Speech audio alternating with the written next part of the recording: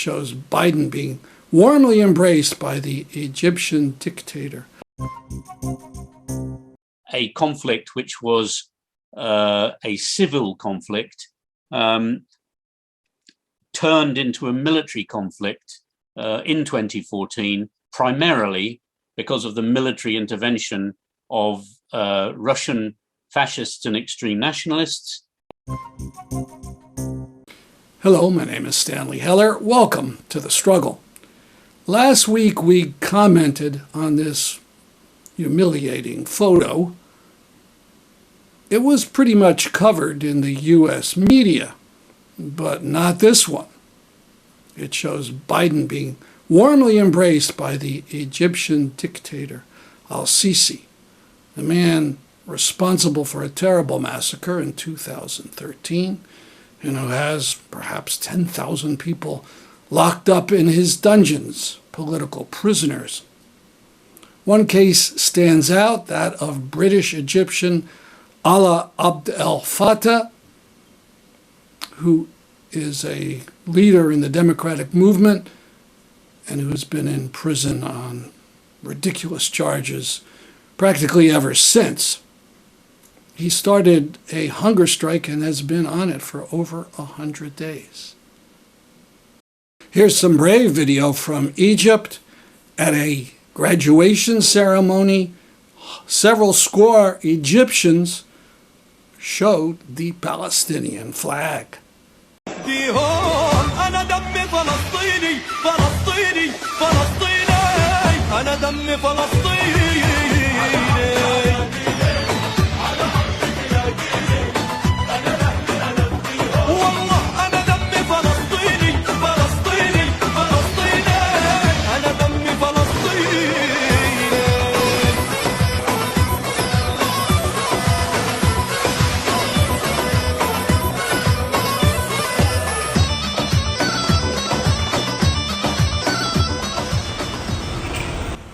This Palestinian house is being torn down by Israelis.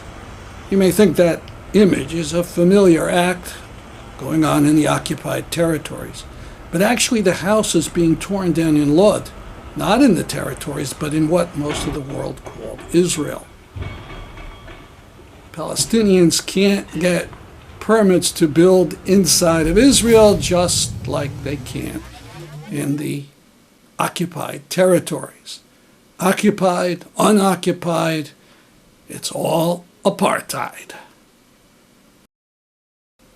2 months ago, at a site holy to Jews, a man was filmed ripping pages out of a Jewish prayer book and wiping his nose with it and smirking. Dozens of his friends blew whistles and shouted during a Jewish prayer service and bar mitzvah. They called the worshippers Nazis or Christians. Some yelled, "Reform Jews out." Deborah Lipstadt, who is the U.S. envoy for combating anti-Semitism, reported that one of her aides said to her, "If this happened in another country, wouldn't we call it anti-Semitism?" By now you know where this is taking place. Inside of Israel, at the Western Wall, an American boy whose family came from the main Jewish current of the religion went to Israel for the ceremony and was humiliated by Israelis there, a mob of so-called ultra-Orthodox. No one was arrested, so it's sure that the outrages will reoccur at another time. And this bigotry is the end result of the immense U.S. support and love for Israel. Before we talk about Ukraine, notice of snap rallies going up to protest the Mansion, so-called climate compromise. It includes money for clean energy projects, but it's filled with poison pills. Measures that would force the U.S. to open up more fossil fuel drilling and to stop it from opposing pipelines. The Hartford rally is on the backside of the old State House at 5 p.m. Ukraine. The Democratic Socialists of America regrettably adopted a resolution that wants to stop weapons going to brave Ukraine. In response, the Ukraine Socialist Solidarity Campaign issued a very strong statement of criticism. We link to it in a pinned tweet at Struggle Video.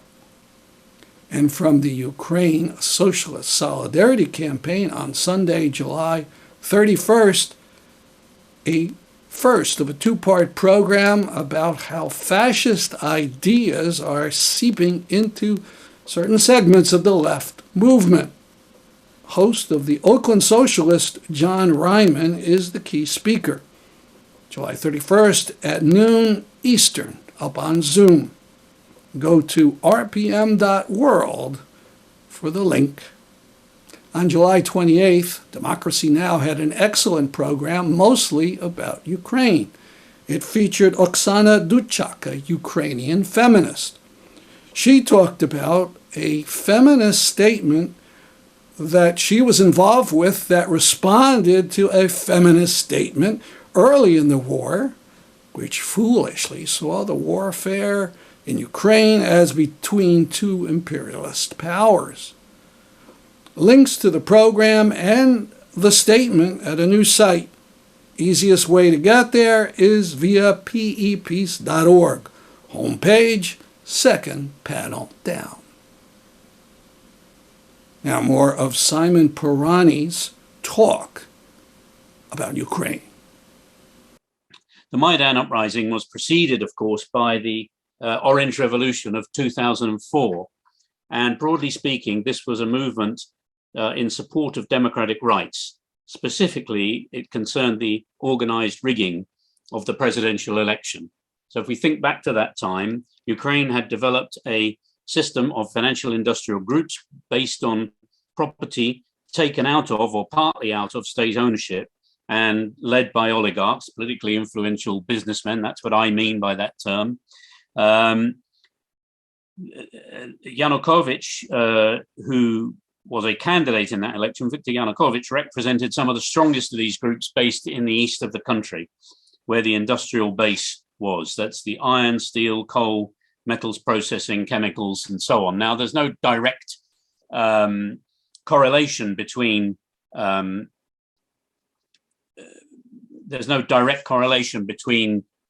particular section of industry and a group of oligarchs and the political parties, but in general, it's true that it was those eastern groups that Yanukovych represented, whereas his opponent, Viktor Yushchenko, was typical of Western-leaning bourgeois liberals in post-Soviet countries.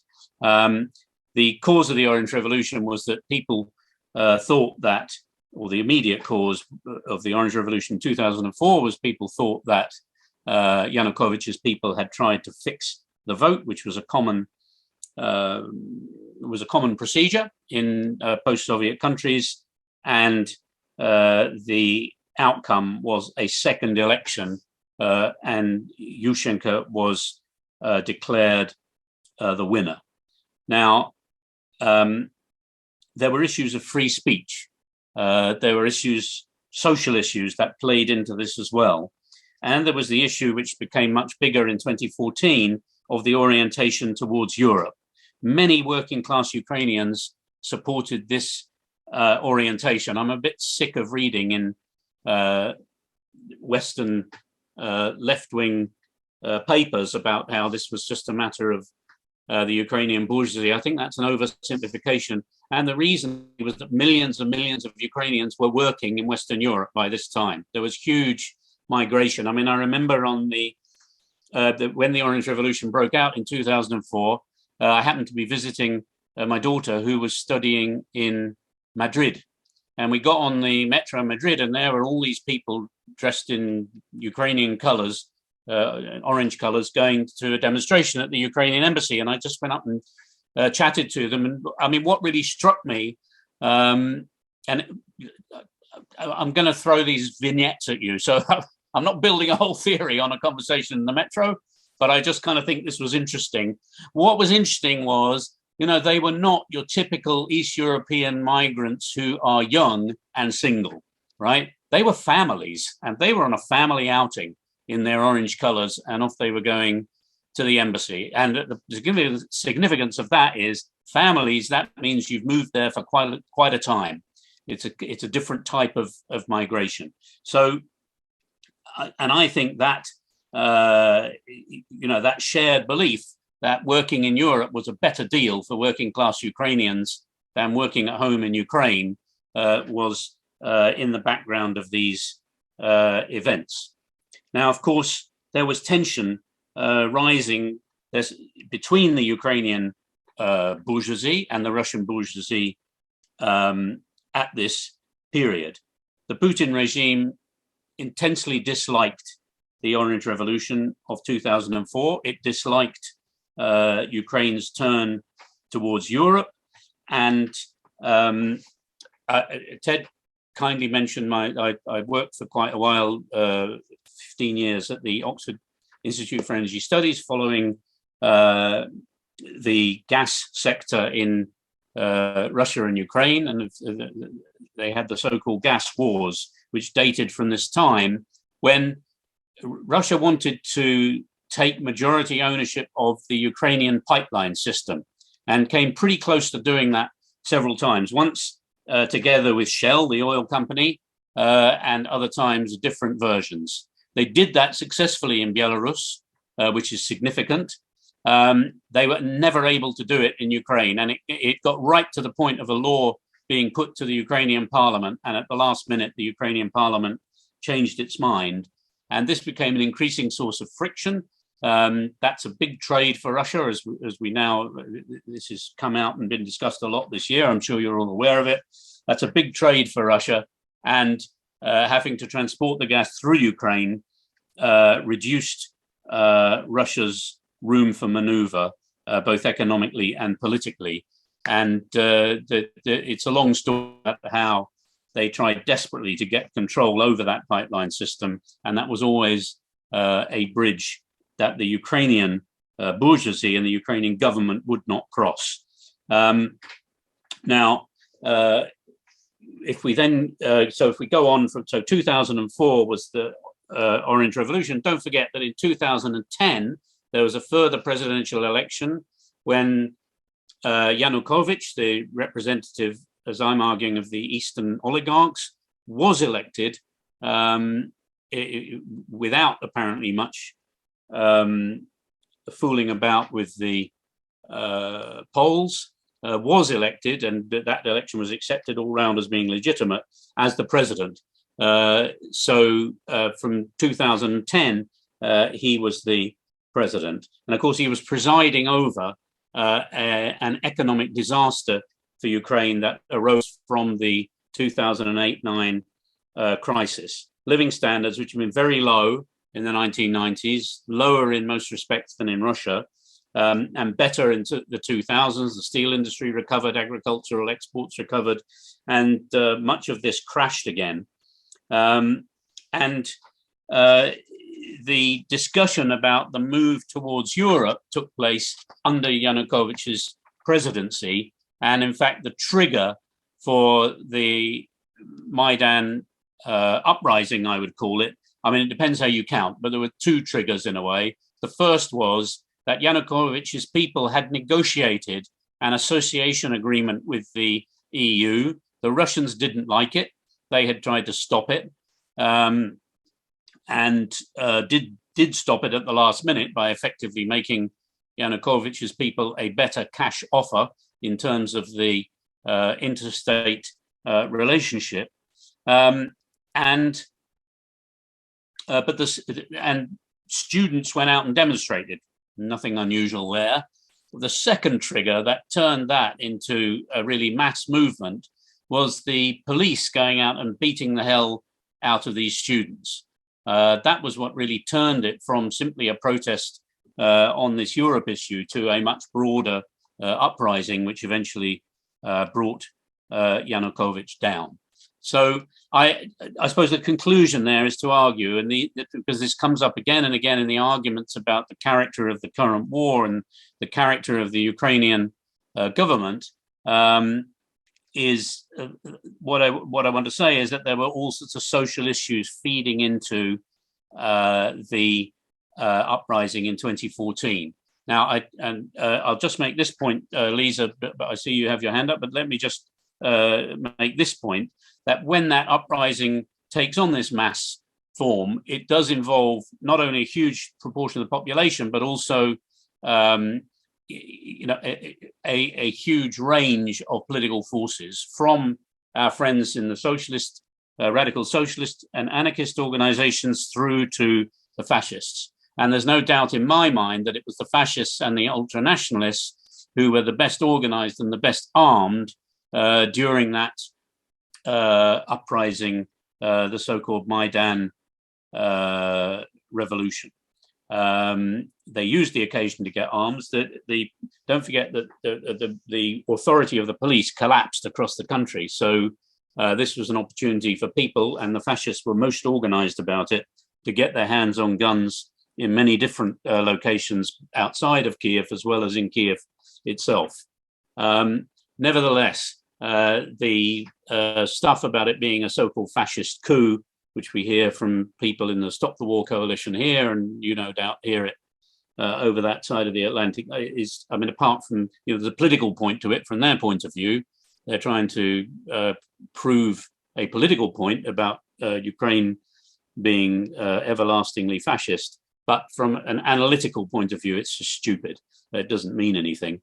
And even the Kremlin, of course, wasn't using that terminology in 2014, as far as I know. Lisa, do you want to ask a quick question, or shall I keep going? Keep going, Simon. She'll Okay. get you a chance to speak after you're finished. Cool. Okay. So the third point is about southeast Ukraine in the period between 2010 and 2014. So at that time, Yanukovych was the president, and the Party of Regions, which was his party, was the largest party in parliament, well known for its incredible corruption.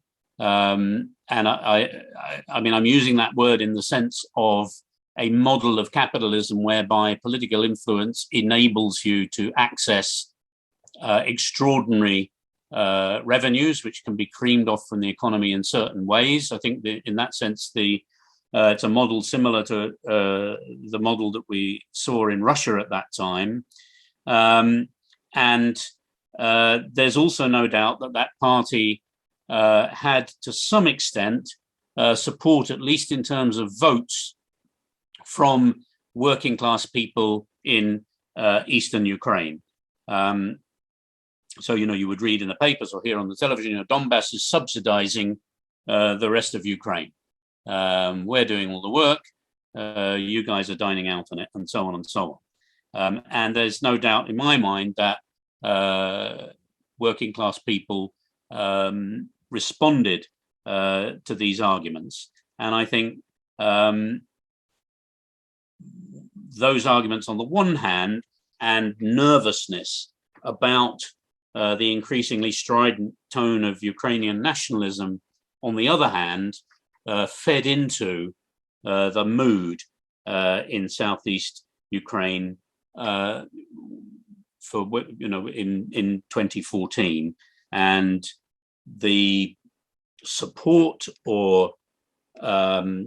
support on the one hand and acceptance on the other hand of the right-wing revolt by elements in the Party of Regions, which was fed into the separatist movement. I think these are subjects of huge controversy among friends and comrades and colleagues in Ukraine.